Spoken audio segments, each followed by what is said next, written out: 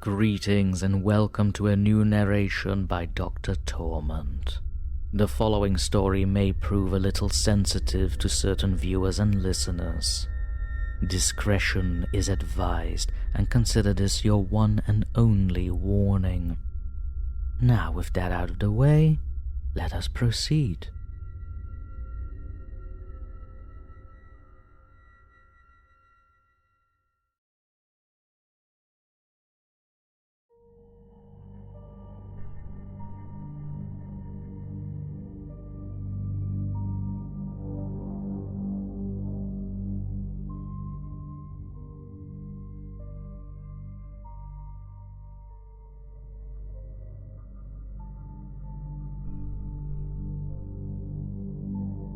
Unhappy is he to whom the memories of childhood bring only fear and sadness.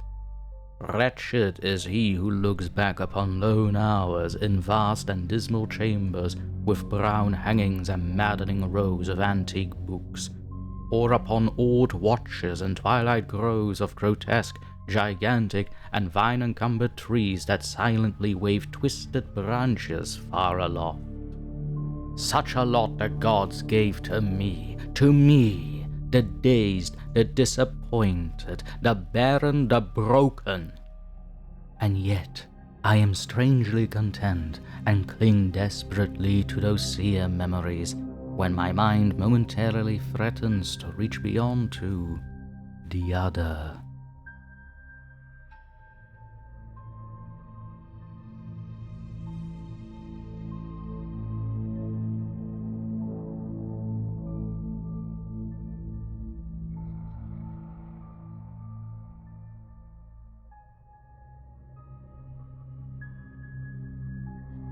I know not where I was born, save that the castle was infinitely old and infinitely horrible, full of dark passages and having high ceilings where the eye could find only cobwebs and shadows.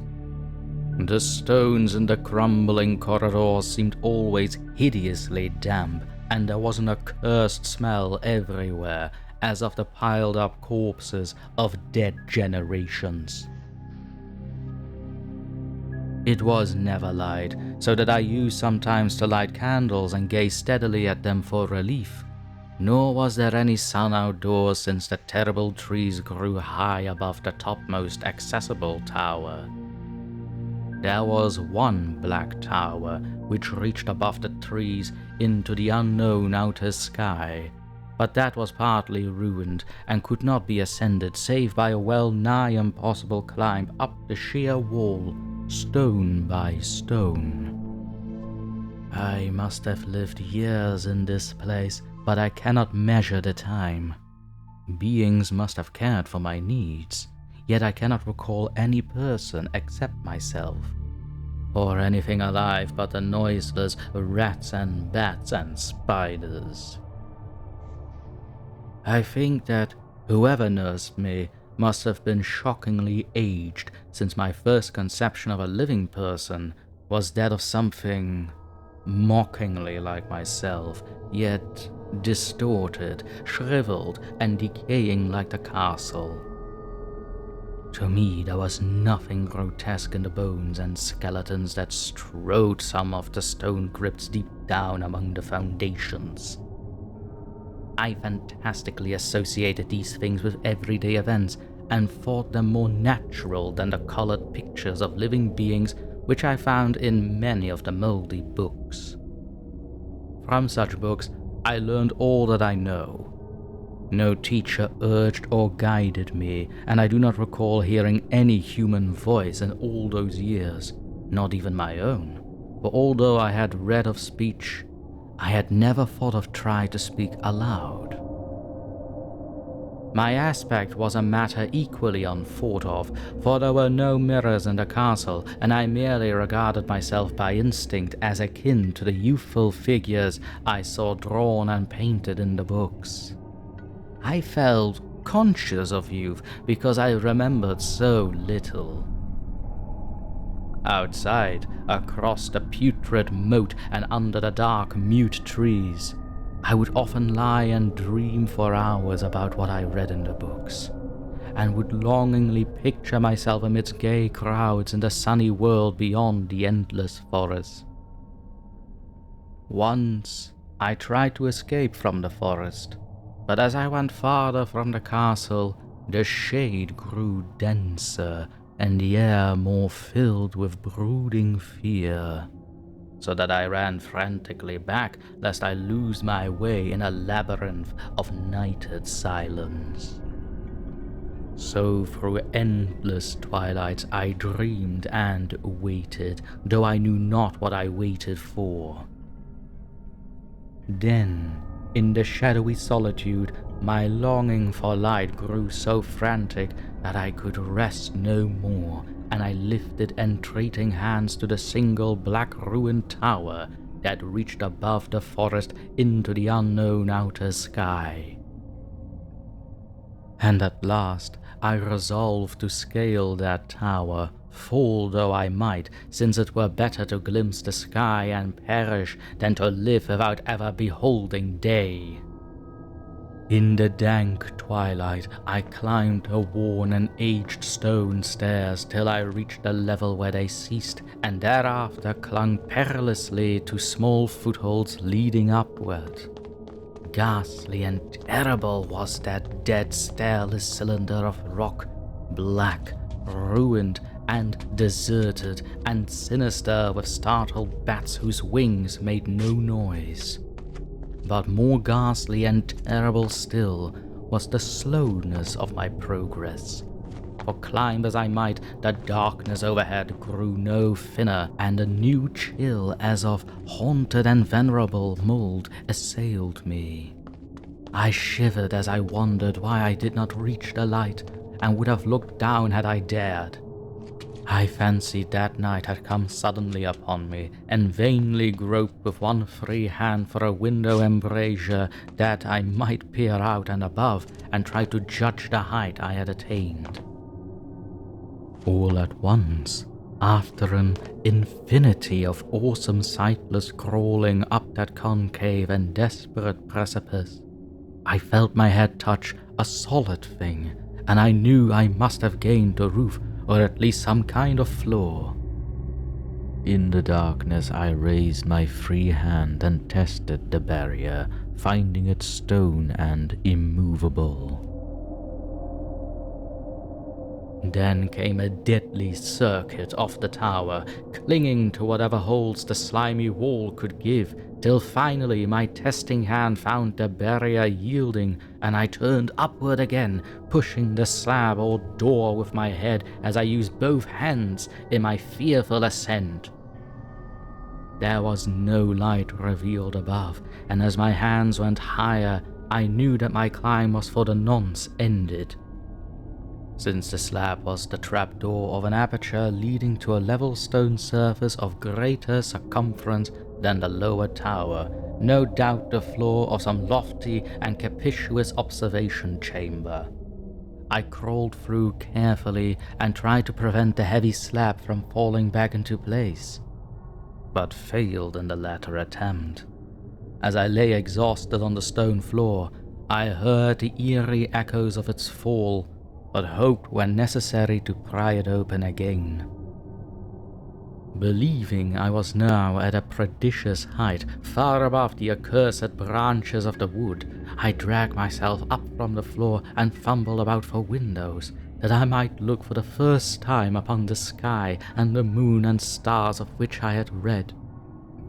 But on every hand I was disappointed, since all that I found were vast shelves of marble bearing odious oblong boxes of disturbing size. More and more I reflected and wondered what hoary secrets might abide in this high apartment so many aeons cut off from the castle below. Then, unexpectedly, my hands came upon a doorway where hung a portal of stone rough with strange chiseling. Trying it, I found it locked, but with a supreme burst of strength I overcame all obstacles and dragged it open inward. As I did so, there came to me the purest ecstasy I've ever known. For shining tranquilly through an ornate grating of iron and down a short stone passageway of steps that ascended from the newly found doorway was the radiant full moon, which I had never seen before save in dreams and in vague visions I dared not call memories. Fancying now that I had attained the very pinnacle of the castle, I commenced to rush up the few steps beyond the door, but the sudden veiling of the moon by a cloud caused me to stumble, and I felt my way more slowly in the dark. It was still very dark when I reached the grating, which I tried carefully and found unlocked, but which I did not open for fear of falling from the amazing height to which I had climbed. Then the moon came out. Most demoniacal of all shocks is that of the abysmally unexpected and grotesquely unbelievable. Nothing I had before undergone could compare in terror with what I now saw, with the bizarre marvels that sight implied. The sight itself was as simple as it was stupefying, for it was merely this. Instead of a dizzying prospect of treetops seen from a lofty eminence, there stretched around me on a level through the grating nothing less than the solid ground, decked and diversified by marble slabs and columns and overshadowed by an ancient stone church whose ruined spire gleamed spectrally in the moonlight. Half unconscious, I opened the grating and staggered out upon the wide gravel path that stretched away in two directions. My mind, stunned and chaotic as it was, still held the frantic craving for light, and not even the fantastic wonder which had happened could stay my course. I neither knew nor cared whether my experience was insanity, dreaming, or magic, but was determined to gaze on brilliance and gaiety at any cost. I knew not who I was, or what my surroundings might be, though as I continued to stumble along, I became conscious of a kind of fearsome latent memory that made my progress not wholly fortuitous. I passed under an arch out of that region of slabs and columns and wandered through the open country, sometimes following the visible road, but sometimes leaving it curiously to tread across meadows where only occasional ruins bespoke the ancient presence of a forgotten road. Once I swam across a swift river where crumbling mossy masonry told of a bridge long vanished. Over 2 hours must have passed before I reached what seemed to be my goal, a venerable ivied castle in a thickly wooded park. Maddeningly familiar, yet full of perplexing strangeness to me. I saw the moat was filled in and that some of the well-known towers were demolished, whilst new wings existed to confuse the beholder. But what I observed with chief interest and delight were the open windows, gorgeously ablaze with light and sending forth sound of the gayest revelry.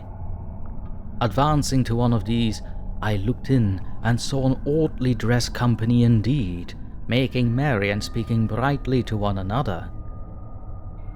I had never, seemingly, heard human speech before, and could guess only vaguely what was said. Some of the faces seemed to hold expressions that brought up incredibly remote recollections. Others were utterly alien.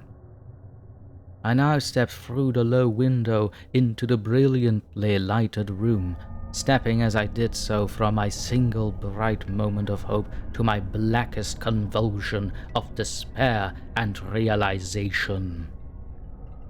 The nightmare was quick to come, for as I entered, there occurred immediately one of the most terrifying demonstrations I had ever conceived.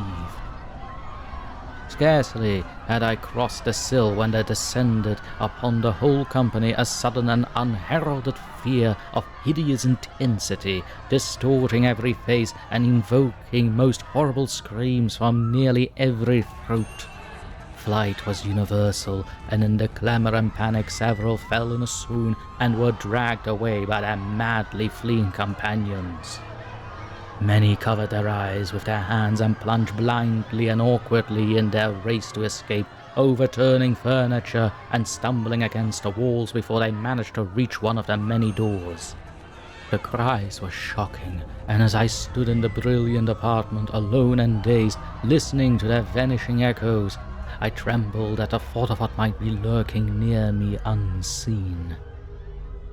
At a casual inspection, the room seemed deserted, but when I moved toward one of the alcoves, I thought I detected a presence there, a hint of motion beyond the golden arched doorway leading to another and somewhat similar room. As I approached the arch, I began to perceive the presence more clearly, and then, with the first and last sound I ever uttered, a ghastly ululation that revolted me almost as poignantly as its noxious cause, I beheld in full, frightful vividness the inconceivable, indescribable, and unmentionable monstrosity which by its simple appearance changed a merry company to a herd of delirious fugitives. I cannot even hint what it was like, for it was a compound of all that was unclean, uncanny, unwelcome, abnormal, and detestable. It was the ghoulish shade of decay, antiquity, and desolation, the putrid dripping eidolon of unwholesome revelation, an awful bearing of that which the merciful earth should always hide. God knows it was not of this world, or no longer of this world. Yet to my horror, I saw in its eaten away and bone-revealing outlines a leering, abhorrent travesty on the human shape, and in its mouldy, disintegrating apparel an unspeakable quality that chilled me even more. I was almost paralyzed, but not too much, so to make a feeble effort toward flight, a backward stumble which failed to break the spell in which the nameless, voiceless monster held me. My eyes, betwitched by the glassy orbs which stared loathsomely into them, refused to close, though they were mercifully blurred and shewed the terrible object but indistinctly after the first shock. I tried to raise my hand to shut out the sight, yet so stunned were my nerves that my arm could not fully obey my will. The attempt, however, was enough to disturb my balance, so that I had to stagger forward several steps to avoid falling. As I did so, I became suddenly and agonizingly aware of the nearness of the carrion thing, whose hideous hollow breathing I half fancied I could hear. Nearly mad, I found myself yet able to throw out a hand to ward off the fetid apparition which pressed so close, when in one cataclysmic second of cosmic nightmarishness and hellish accident, my fingers touched the rotting outstretched paw of the monster beneath the golden arch. I did not shriek, but all the fiendish ghouls that ride the night wind shrieked for me as in that same second there crashed down upon my mind a single and fleeting avalanche of soul-annihilating memory. I knew in that second all that had been. I remembered beyond the frightful castle and the trees, and recognized the altered edifice in which I now stood. I recognized, most terrible of all, the unholy abomination that stood leering before me as I withdrew my sullied fingers from its own.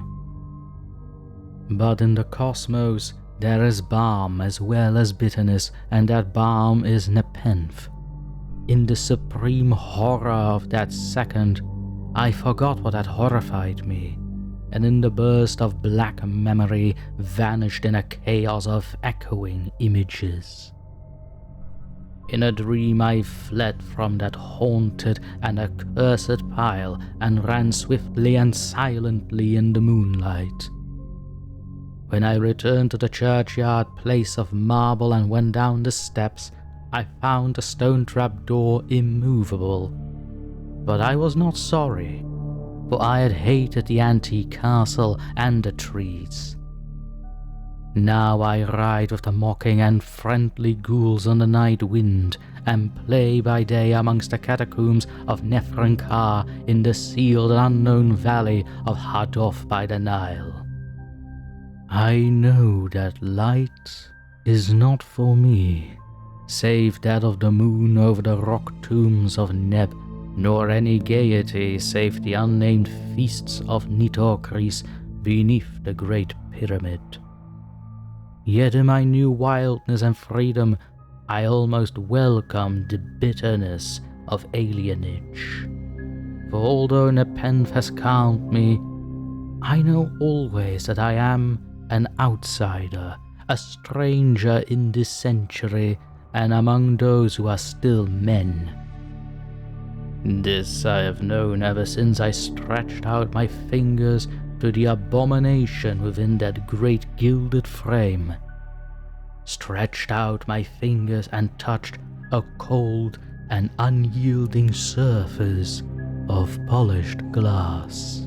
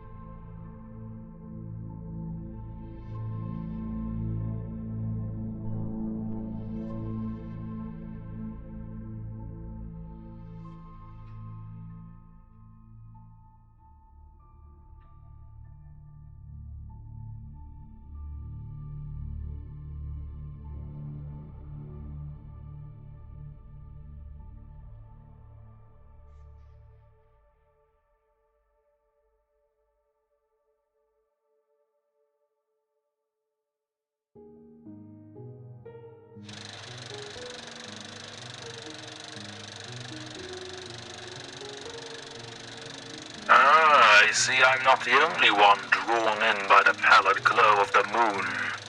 Well, you're a good company then. Come closer, and let us immerse ourselves into the murk of this tale, one drenched in the shadowy essence of dread and penned by the archfiend of cosmic horror himself, Howard Phillips Lovecraft. Within the oppressive gloom of an antediluvian castle, there subsisted a forlorn entity, a soul bereft of companionship, severed from the luminous balm of daylight. This abomination, unknown even to itself, languished in ceaseless solitude, a prisoner within the sepulchre of stone and mildew. Devoid of mirrors, devoid of the touch of another, its existence was an interminable lament, a cacophony of despair, punctuated only by the decaying tomes that whispered dark secrets of a world beyond its dismal confines.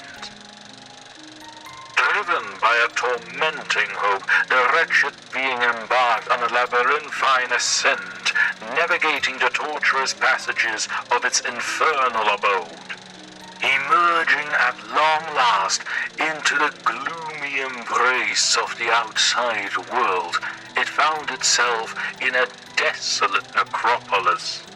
The night wind, thick with decay, did nothing to dampen this creature's burgeoning hope. Yet, upon encountering a throng of revelers, the full, unholy horror of his existence was cast into stark relief. This joyous assembly recoiled in primal terror at the sight of it, and in a moment of soul-crushing revelation, it gazed upon its own reflection in a pool of fetid water. This visage that stared back was a ghastly spectre, a cadaverous mockery of life. The dreadful truth dawned. It was an outsider, an abomination not by circumstance, but by its very essence, forever barred from the warmth and light it so desperately craved. This somber chronicle, enshrouded in the miasma of existential dread, delves into the profound themes of isolation and identity. Lovecraft, with the precision of a surgeon I will add, lays bare the agony of those condemned to the periphery of society, exiled by the intrinsic horrors of their own nature. This tale is a grim reflection on the human condition, the ceaseless quest for belonging, and the monstrous revelations that lurk in the depths of self-awareness. The Outsider's Odyssey is a haunting testament to the fragile veneer of our self-perception, the devastating chasm between the self and the world, and the eternal, melancholic spectre of otherness that haunts the periphery of human experience. And that, my dearest friends and patients, is exactly why I shattered all the mirrors in my asylum.